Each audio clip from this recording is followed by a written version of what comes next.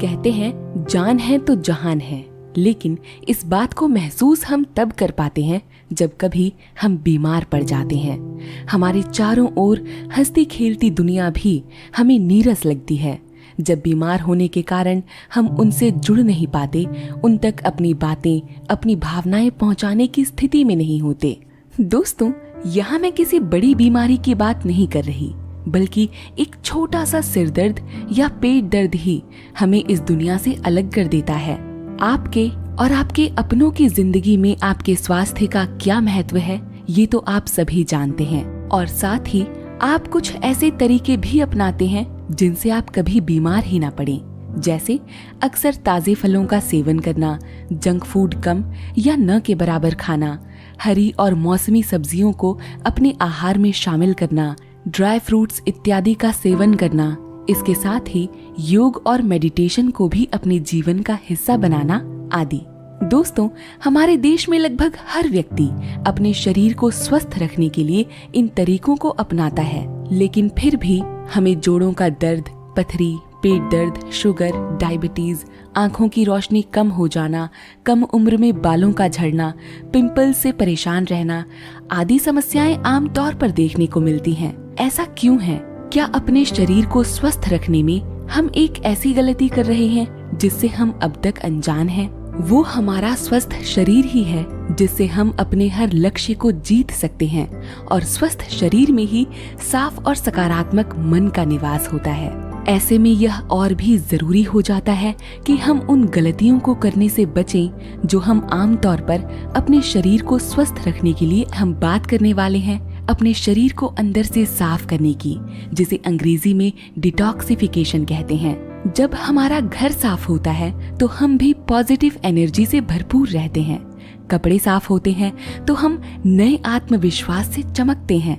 मन साफ होता है तो हम अपने जीवन के लक्ष्य के प्रति फोकस्ड रह पाते हैं। लेकिन जब बात शरीर को साफ करने की आती है तो हम पीछे हट जाते हैं। अब आप कहेंगे कि नहीं, हम तो रोज ऐसे साबुन से नहाते हैं जो 99.9% कीटाणुओं को मारकर शरीर को साफ रखने की गारंटी देता है। लेकिन दोस्तों, नहाना आपके शरीर को बाहरी रूप से तो साफ करता है, लेकिन शरीर के अंदर जमी गंदगी को नहीं निकालता। ये ठीक ऐसा ही है जैसे एक गंदे बोतल का ढक्कन बंद कर आप बाहर से बेशक उसे कितना ही रगड़ कर चमकाएं, लेकिन उसके अंदर की गंदगी तब तक नहीं जाएगी जब तक आप उसका ढक्कन खोलकर उसे साफ ना करें। दोस्तों, जिस तरह साफ पानी पीने के लिए आप बोतल को अंदर से धोकर उसे प्रयोग में लाते हैं, ठीक इसी तरह अपने शरीर को भी अंदर से साफ रख हम जीवन भर हर तरह की बीमारियों से मुक्त और तंदुरुस्त रह सकते हैं। आयुर्वेद में लिखा गया है कि 99% बीमारियां पेट से निकलती हैं। आइए पेट से बीमारियों के बनने की प्रक्रिया को पहले समझते हैं, क्योंकि इसे समझने के बाद ही हम इसे डिटॉक्स करने के प्रोसेस को समझ पाएंगे। देखिए, हम जो भी खाते हैं उसे हमारे पेट में पचने में कुछ समय लगता है। जैसे फलों को पचने में 2 से 3 घंटे का समय, अनाज को पचने में 4 से 5 घंटे का समय और नॉनवेज इत्यादि को पचने में 15 से 16 घंटे का समय। ऐसे में हम क्या करते हैं? ये खाना पचा नहीं कि और खाना अंदर डाल देते हैं। अच्छा, हमने तो अपना पेट भर लिया, लेकिन आपकी इस एक गलती का आपके पेट पर क्या असर पड़ा, आप इससे अनजान रहते हैं। आपके इंटेस्टाइन्स यानी आंतों पर पहले खाए गए खाने को पचाने का भार था।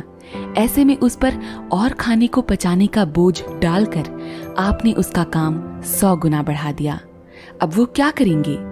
अब आपकी आंतें खाने को ढंग से पचाए बिना ही उसे आगे भेज देंगी, क्योंकि उनके पचने से पहले ही आपने और खाकर उन पर प्रेशर बढ़ा दिया था। अब जानते हैं क्या होगा? जब आपकी बड़ी आंत ने खाने को ढंग से पचाए बिना ही आगे भेज दिया तो पीछे रह गए कुछ ऐसे बैक्टीरियाज जो बाद में भयावह बीमारियों का कारण बनते हैं। साथ ही आपके शरीर में खाने को ठीक से न पचाए जाने के कारण उनके पोषक तत्व भी आपके शरीर को नहीं मिल पाते हैं। इसीलिए आपने सुना भी होगा कि हम खाते तो बहुत हैं, लेकिन शरीर को लगता नहीं है। दोस्तों ध्यान दीजिए, ये बैक्टीरिया आपके पेट में नहीं, इंटेस्टाइन्स में बने हैं। इसीलिए यहाँ आपके पेट में पाया जाने वाला हाइड्रोक्लोरिक एसिड भी इनका कुछ नहीं बिगाड़ सकता। धीरे धीरे ये बैक्टीरियाज न्यूट्रिएंट्स के साथ मिलकर हमारे रक्त में प्रवाहित होने लगते हैं और हमारे शरीर के हर अंग तक अपनी पहुंच सुनिश्चित कर लेते हैं। यही कारण है कि आपके घर और पड़ोस में आपको ऐसे कई लोग मिलते हैं जो अक्सर जोड़ों के दर्द, पथरी, पेट दर्द, सिर दर्द और अलग अलग इन्फेक्शंस की शिकायत करते हैं। इनके पीछे बहुत बड़ा हाथ इन बैक्टीरियाज का ही होता है। ये खून में मिलकर शरीर के जिस अंग तक जाते हैं उसे प्रभावित करने लगते हैं। अब इन्हें बाहर कैसे निकाला जाए? दोस्तों, जिस तरह घर को कोने कोने से साफ करने के लिए हम हर फर्नीचर और सामान को हटाकर सफाई करते हैं, ठीक यही प्रक्रिया हम पेट की सफाई में भी दोहराएंगे। अब ऐसा हम कैसे करेंगे? ऐसा हम करेंगे फास्ट रखकर या व्रत रखकर। आप हफ्ते या महीने में एक दिन व्रत रख सकते हैं और इससे भी बेहतर इंटरमिटेंट फास्टिंग यानी अर्ध उपवास का सहारा भी ले सकते हैं। इसके बारे में हमने एक वीडियो में बात की थी। आप चाहें तो इस चैनल पर इस प्रक्रिया के बारे में गहराई से जान सकते हैं। जब आप व्रत रखेंगे तो आपके पेट में खाना नहीं जाएगा। ऐसे में महीनों से पड़ा अपच खाना हमारा पेट बड़ी इंटेस्टाइन में भेजेगा और जैसे ही ये खाना पच जाएगा तो आपकी इंटेस्टाइन शरीर तक न्यूट्रिएंट्स पहुंचाने के लिए और खाने की सप्लाई करने के सिग्नल्स भेजेगी। नतीजतन आपको भूख लगेगी, लेकिन आपका तो व्रत होगा। ऐसे में इंटेस्टाइन्स की वॉल्स पर रहे सहे खाने के साथ चिपके बैक्टीरियाज को ही हमारी इंटेस्टाइन्स पचाने लगेंगी और इसमें भी जो बैक्टीरियाज खत्म नहीं हो पाए उन्हें न्यूट्रिएंट्स के साथ हमारे रक्त में भेज देगी। लेकिन अब ये बैक्टीरियाज आपके पेट और इंटेस्टाइन से तो साफ हो गए, लेकिन इन्हें हमारे ब्लड से बाहर निकालने के लिए हमें अगला स्टेप उठाना पड़ता है। दोस्तों, अगला स्टेप है एक्सरसाइजेस का। इसमें आप रनिंग भी कर सकते हैं, स्ट्रेचिंग भी और जॉगिंग भी। इनमें आपका शरीर एक्टिव हो जाता है और शरीर में मौजूद पोर्स यानी रोम छिद्रों से सारी इम्प्योरिटीज और बैक्टीरियाज पसीने के साथ बाहर निकलने लगती हैं। दोस्तों, अगर आप कहें कि मेरे पास तो इन एक्सरसाइजेस को करने का टाइम ही नहीं है, तो आप क्या करें? दोस्तों, आप एक्सरसाइज ना भी कर पाएं तो इतना तो जरूर करें कि अगर आपको कहीं थोड़ी ही दूरी तक जाना हो तो या तो पैदल चलें या साइकिलिंग करें। शरीर के लिए इनसे बेहतर और आसान एक्सरसाइजेस हैं ही नहीं। इनसे हमारी रीढ़ और जांघों की हड्डियां एक्टिव हो जाती हैं। साथ ही हमारे सभी ग्लैंड्स सुचारू रूप से काम भी करने लगते हैं। रक्त का प्रवाह भी नियंत्रित रहता है और बैक्टीरियाज भी पसीने के जरिए बाहर निकल जाते हैं। अगर आप डांस के शौकीन हैं तो आप अपने इस शौक को हर रोज स्वस्थ रहने के लिए एक अच्छे उपाय के रूप में इस्तेमाल कर सकते हैं। ये हमें शारीरिक और मानसिक दोनों रूपों से स्वस्थ रखता है। खूब पानी पिएं। फास्ट के दौरान कोई जूस या फल इत्यादि का सेवन करें। दोस्तों, कई लोगों को अपच, कब्ज या कॉन्स्टिपेशन की समस्या रहती है। इसमें सुबह पेट अच्छे से साफ नहीं हो पाता और पूरे दिन हमारा मन किसी काम में लग नहीं पाता। हम चिड़चिड़ा महसूस करते हैं और साथ ही कुछ भी खाने पीने का हमारा मन भी नहीं करता।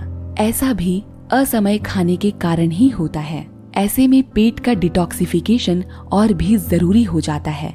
ऐसा करने के लिए आप त्रिफला चूर्ण का सेवन कर सकते हैं। रात को सोने से कुछ देर पहले हल्के गुनगुने पानी में एक छोटी चम्मच त्रिफला चूर्ण आपकी अपच की समस्या में कमाल का काम करती है। इसका सेवन रोज नहीं बल्कि ऑल्टरनेट डेज में करें और जिस दिन आप सुबह नींबू पानी नहीं पिएंगे उस दिन करें। आप चाहें तो एक हफ्ते सुबह हल्के गर्म पानी में नींबू निचोड़ कर पी सकते हैं और अगले एक हफ्ते रात को सोने से पहले त्रिफला चूर्ण का सेवन कर सकते हैं। इनका सेवन साथ में ना करें। आंवला में विटामिन सी होता है और हरड़ में एंटीऑक्सीडेंट्स और एंटीबैक्टीरियल तत्व पाए जाते हैं जो आपके शरीर को डिटॉक्स करने में सर्वोत्तम है। अगर आपकी पहले से कोई दवा चल रही है तो एक बार डॉक्टर से इस बारे में सलाह जरूर लें। इसी के साथ दोस्तों, हमारी आज की वीडियो समर्पित थी आपके स्वास्थ्य पर। हम आशा करते हैं कि आप अपने स्वास्थ्य का ध्यान रखेंगे, क्योंकि आपका स्वास्थ्य न सिर्फ आपके लिए बल्कि आपके अपनों के लिए भी बहुत मायने रखता है। धन्यवाद। नमस्कार।